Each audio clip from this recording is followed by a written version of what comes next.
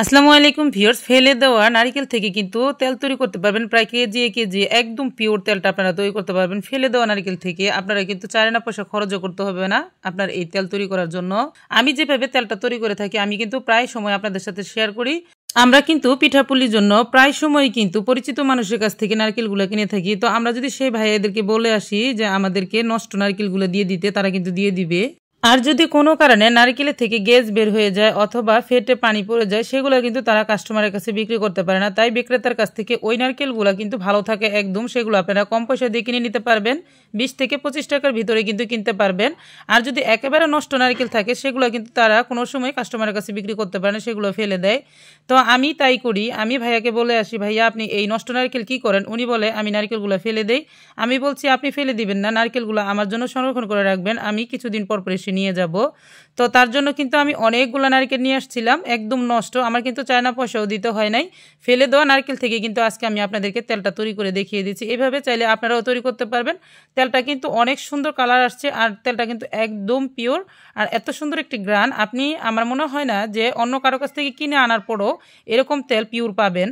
তবে অবশ্যই আপনাদের ধৈর্য সহকারে তেলটা তৈরি করতে হবে আর ধৈর্য সহকারে ভিডিওটি ফুল দেখবেন, তাহলে আমি A to Z আপনাদেরকে সব কিছু বলে বুঝিয়ে দেব।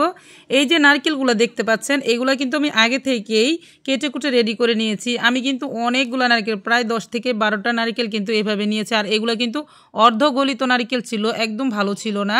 আর এই নারকেলটা কিন্তু আপনারা সাথে সাথে ব্লেন্ড করে নিতে পারবেন অথবা আপনারা 7 দিনের জন্য ডিপ ফ্রিজে সংরক্ষণ করে রেখে যদি ব্লেন্ডার করেন তাহলে কিন্তু সেগুলো আরও বেশি সফট নরম হয়ে যাবে, ব্লেন্ড করতে সুবিধা হবে। আবার আপনারা চাইলে সংরক্ষণ করা নারকেল কিন্তু শিল্পাটায় বেটে নিতে পারবেন। আমিও কিন্তু আগে শিল্পাটায় বেটেই এই তেলটা তৈরি করতাম। আর এই তেলটা জানেন না এত পরিমাণের ভালো হয়, আসলে কি বলে যে বুঝাবো। এটা আপনারা মাথায় দেওয়ার পরে কিন্তু কোনো কিছুতেই এই মাথার তেলটা কিন্তু নষ্ট হবে না। আর 7 দিনের ভিতরে আপনার দ্বিতীয়বার মাথা ধোয়ার কোনো প্রয়োজন নেই। আপনি যখনই মাথা ধুবেন 7 দিন পরেও কিন্তু এই তেলগুলা চুলে লেগে থাকে আর এত সুন্দর একটা গ্রান বের হয়। আর চুলগুলা কিন্তু সিল্কি হবে, কালো হবে, লম্বা হবে, পড়বে না, ঝরবে না, এত ভালো হবে। আসলে আপনি এই তেলগুলো দেওয়ার পরে বিশ্বাস করতে পারবেন আসলে কতটা ভালো হয়। আর তেলগুলো দেওয়ার পরে কিন্তু চুলটা আঠালো হয় না, খুব সুন্দর ঝরঝরাই থাকে। আর যারা আমার মতন ছোটবেলা যখন বাবা মারা নারকেল তেল, খোলা তেল কিনে আনতো, তারাই বুঝবে আসলে এই তেলটা কি। তো প্রিয় দর্শক, অনেক বেশি সময় নিয়ে ফেলেছি। এদিকে দেখতে পাচ্ছেন আমি কিন্তু মিক্সিং জার নিয়েছি। এই মিক্সিং জারের ভিতর কিন্তু এখন আমি এই নারকেলগুলো দিয়ে ব্লেন্ড করে নিচ্ছি।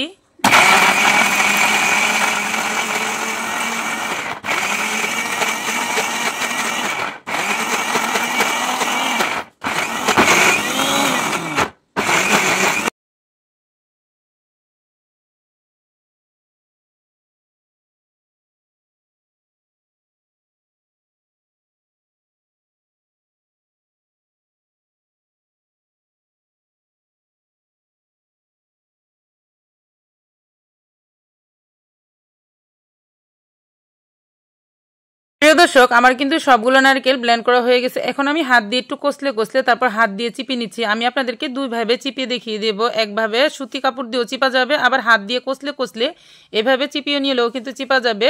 আপনার যেভাবে খুশি আপনি সেভাবে চিপিয়ে নিতে পারবেন। আবার চাইলে হালকা একটু গরম করে তারপর সুতি কাপড় দিয়েও চিপে নিতে পারবেন। তবে এই অবস্থায় কাঁচা কাঁচা অবস্থায় কিন্তু চিপে নিলে তেলটার পরিমাণটা বেশি ভালো আসে। আমি প্রথমে কিন্তু হাত দিয়ে চিপে আপনাদেরকে দেখিয়ে দিচ্ছি, তারপর আমি এইখানে একটা লিলিনের কাপড় দিয়ে চেলে নিচ্ছি, খুব ভালো করে সেকে সেকে নেব।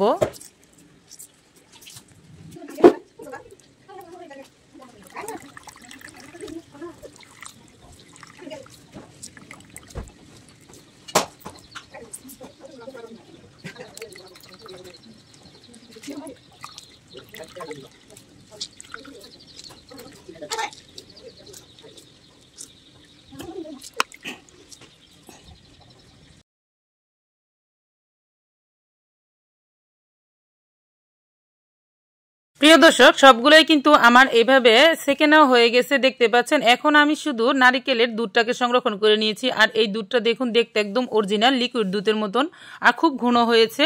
এই দুধটা দিয়ে কিন্তু নারিকেল তেল তৈরি হবে, দেখতেই পাচ্ছেন। এখন আমি এগুলা চুলাতে জাল করব। আর এই যে দেখতে পাচ্ছেন সেকড়াটা, আর এই নারিকেলের সাবাটা কিন্তু আপনারা ভালো নারিকেল নিলে ফেলে দিবেন না, সেটা দিয়ে কিন্তু আপনারা নাড়ু তৈরি করতে পারবেন, পিঠাপুলি তৈরি করতে পারবেন। আমি যেহেতু নষ্ট নারিকেল দিয়ে তেলটা তৈরি করতেছি তার জন্য এই সাবাগুলো ফেলে দিচ্ছি। এখন আমি একটা কড়াইয়ের ভিতরে একটা জুস সেকনি দিয়ে আবারও ভালো করে সেকে নিচ্ছি। সেঁকে নেওয়ার পর আমি কিন্তু চুলোতে জাল করে একদম শুকনা শুকনো করে নেব। তবে অবশ্যই খেয়াল রাখবেন, যখনই এটা শুকিয়ে যাওয়া শুরু করবে তখনই কিন্তু চুলাটাকে মিডিয়াম লো আঁচে ভেজে নিতে হবে আর অনবরত নাড়াচাড়া করতে হবে। কারণ এটা কিন্তু খুব হাই হিটে ভেজে নিলে কিন্তু তেলটা কালো কালার হয়ে যাবে, পুড়ে যাবে। তখন কিন্তু তেলটার গ্রান আর মানটা কিন্তু ঠিক থাকবে না, নষ্ট হয়ে যাবে। তো এর জন্যই খেয়াল করে মিডিয়াম লো আঁচে কিন্তু তেলটাকে খুব ভালো করে আস্তে আস্তে ধীরে ধীরে ভেজে নিতে হবে। তবে অবশ্যই একটু ধৈর্য নিয়ে সময় নিয়ে কাজটি করতে হবে।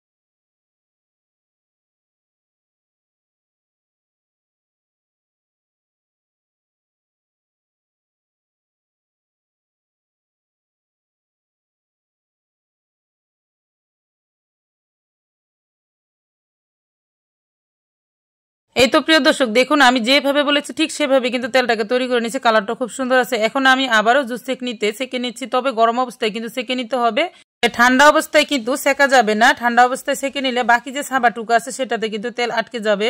আর আমি এরকম জুস সেঁকনিতে করে সেঁকে নিচ্ছি।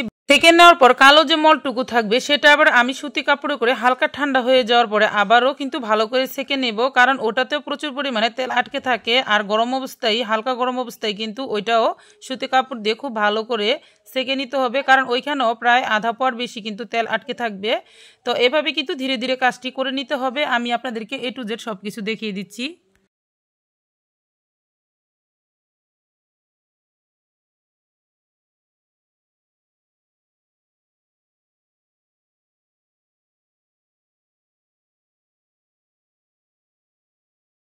এই তো প্রিয় দর্শক, দেখুন এটাকে কিন্তু ঠান্ডা হয়ে যাওয়ার পর আবারও আমি সুতি কাপড় দিয়ে সেঁকে নিব। তাহলে বাকি যে ময়লাটুকু আছে সেটুকু আর থাকবে না। দেখতে পাচ্ছেন এখন কিন্তু আর ময়লা নেই। আর এটাকে এখন আপনারা যেই তেলই ইউজ করেন না কেন সেই তেলের খালি বোতলে কিন্তু আপনারা ভরে ইউজ করতে পারবেন। আর প্রিয় দর্শক, এটা আমি বারবার ট্রাই করেছি আর এভাবে আমি তেলটা সংরক্ষণ করে তৈরি করে থাকি, তার জন্য আপনাদের সাথে শেয়ার করলাম। এখন এই ভিডিওটি যদি আপনাদের কাছে ভালো লাগে বা আপনার কোনো উপকার আসবে বলে মনে হয়, তাহলে কিন্তু ভিডিওটিতে একটি লাইক দিয়ে দিতে পারেন। যারা ফেসবুক থেকে দেখছেন তারা চাইলে কিন্তু ভিডিওটি শেয়ার করে একটি লাইক দিয়ে দিতে পারেন। তবে আজ এই পর্যন্ত, আরও একদিন চলে আসবো নতুন কোনো রেসিপি নিয়ে ইনশাল্লাহ। ততক্ষণ পর্যন্ত আপনারা সকলে ভালো থাকবেন। সকলকে জানাই অসংখ্য ধন্যবাদ। আল্লাহ হাফেজ।